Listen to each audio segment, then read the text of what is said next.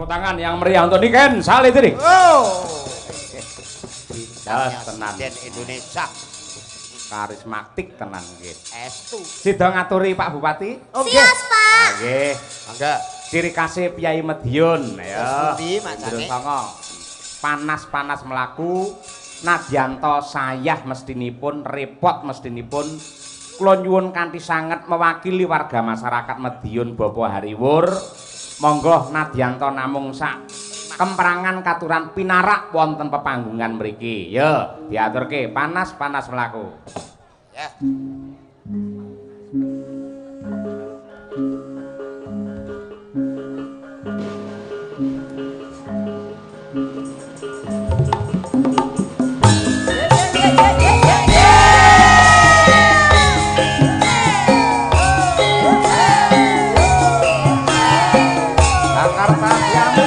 Monggo Bapak Heri Wuryanto aturan nikah wonten pepanggungan.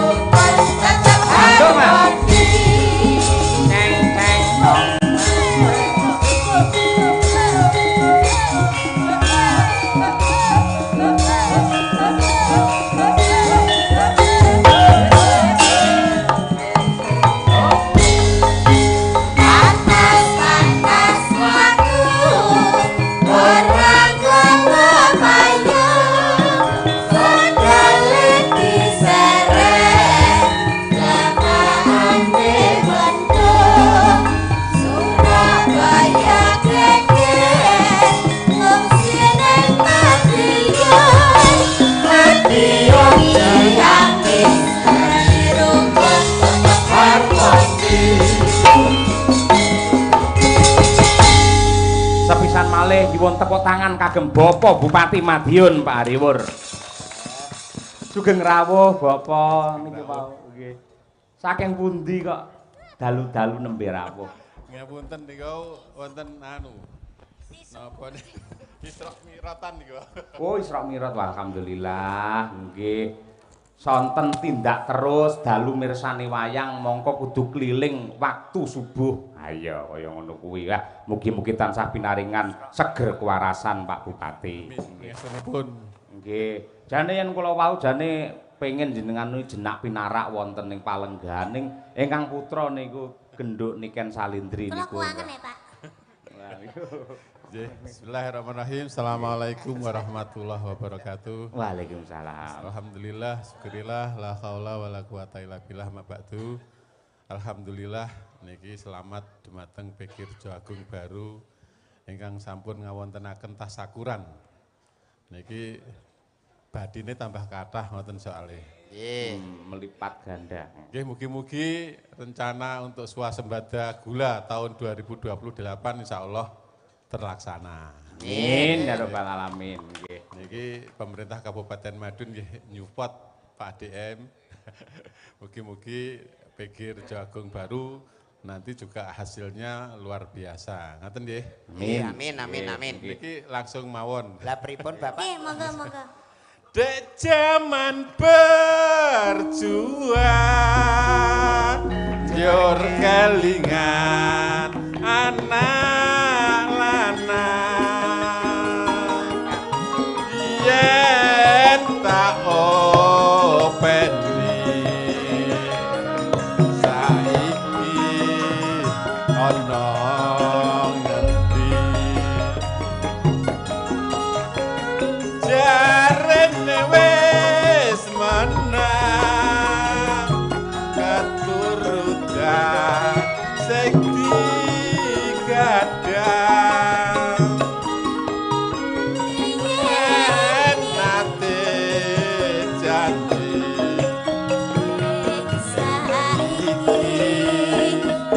apa lali sinante-nante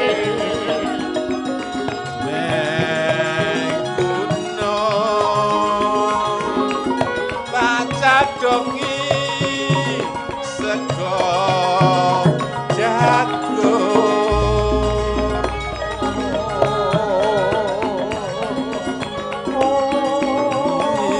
yen tasilihi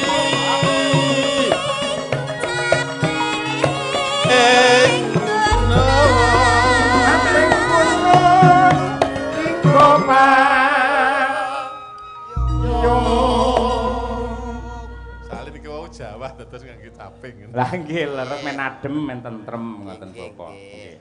Syukur bisa nyawang gunung desa dadi rejo ini ora ilang ne padha lara lopo.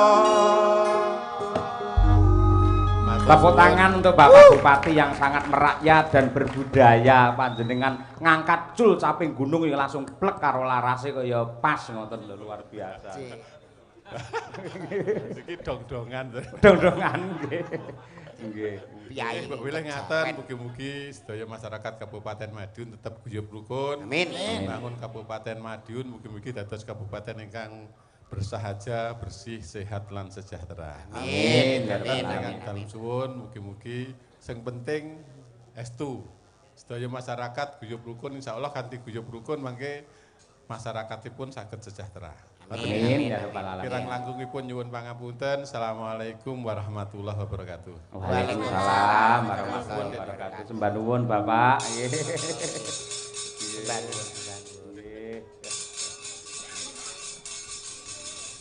Elok lah. Momong semene kae isih duwe wektu kanggo niliki siji-siji. Nggih. Nggih sembah nuwun Bapak Bupati katuran jenak pinarak nggih. Des pundi nika macange? Jane nek sing keri, enek sing keri jane no. Pripun? Sing keri Bupati lali. Lali apa to no? Urung nyangoni. Nggih. Sampeyan sapa, Mas? Iki wakile Bapak Bupati. Sing entuk malah aku iki. Bocah ngawur. Cah nom-nom iki yo sing maringi sapa ra jelas ngawur. Sik to nek ora ilok mang imboi to Mas. Malah Ora matur nuwun malah njaluk imbuh. saking Pak Bupati kan kagem kanca-kanca, kangge Ayo kanca-kanca. nun sewu namung gojek niki wong dik niken pancen nggih bocah. Bocah gendeng. Nek ora gendeng ya awake dhewe ya ora kasil to. Kene kok.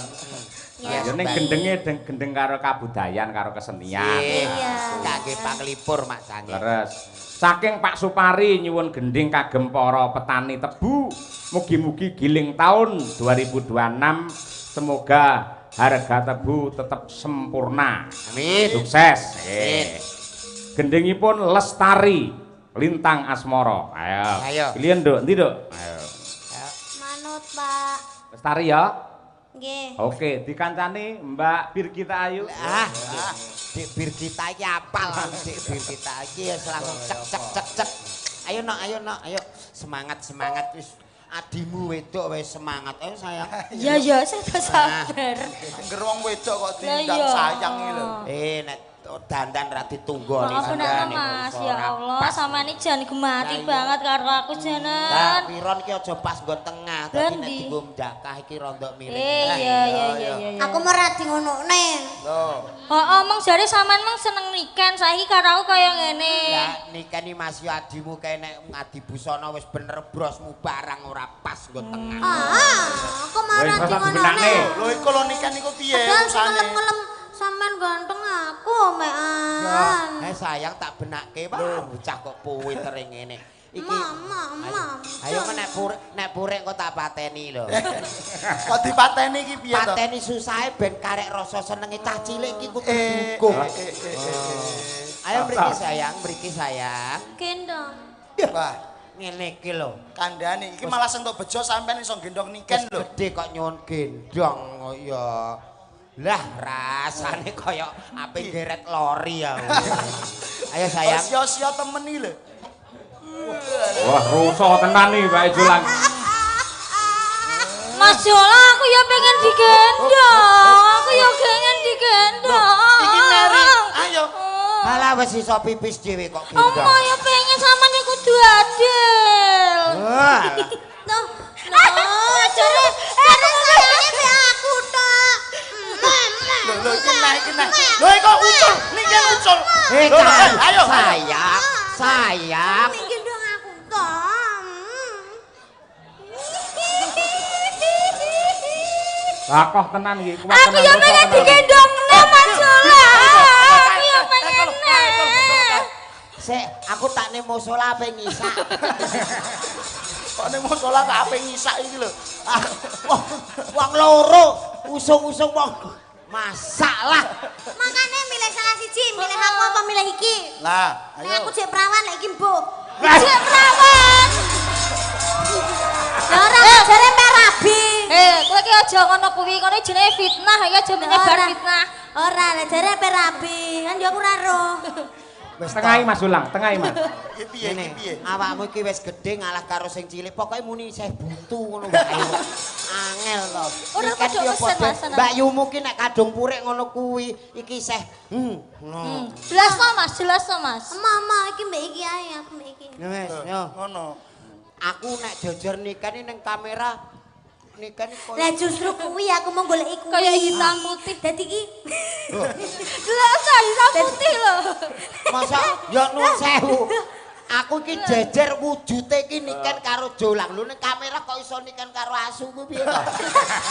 Ya Ora, lek pamane aku ki ndek bojo kaya sampean kan dadine anak kan kok kan enek senine. Oh iya. Lah lek ngene kan Mbak Birgita ki putih, Ah. ya toh? Pamane bojone iki putih. Ya. Dadine anak sok yo putih. Ah. Putih. Nek karo aku Lek no. kare kan kayak zebra. Lah. Blentong-blentong. Ulo weling. Malah unik ngono kuwi. Apik. Apik. Apik angger niliki kok wah kaya ula weling ya. Bah iya kok ya. Yo, Ayo. diaturake. Ayo. Dik Birgita karo genduk niken Nggih, sal. cah loro do rukun ngono. Nggih. Ya. Adik Yaya, kakak Yaya, nggih karo. Terus duwe ciri khas dhewe-dhewe. Leres. Lek Mbak Niken genah tegas, jelas banter. Nah, Yen Mbak Birgita iki pancen alus kaya atine ngono kuwi alus. Halus menyakitkan. iya. Biasane ngono, Pak. Ora. Kok lek halus sing ngono.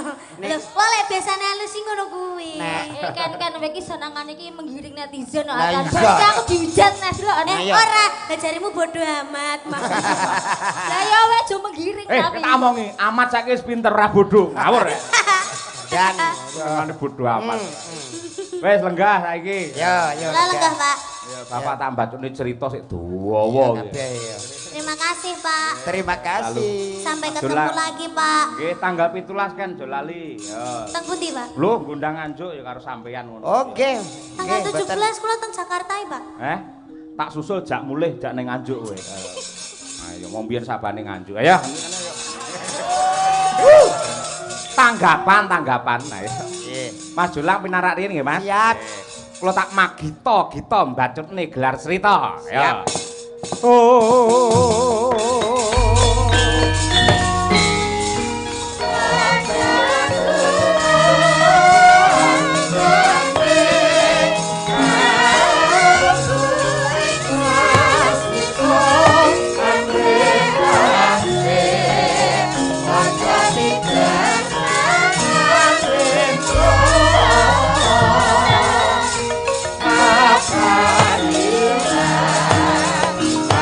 Kita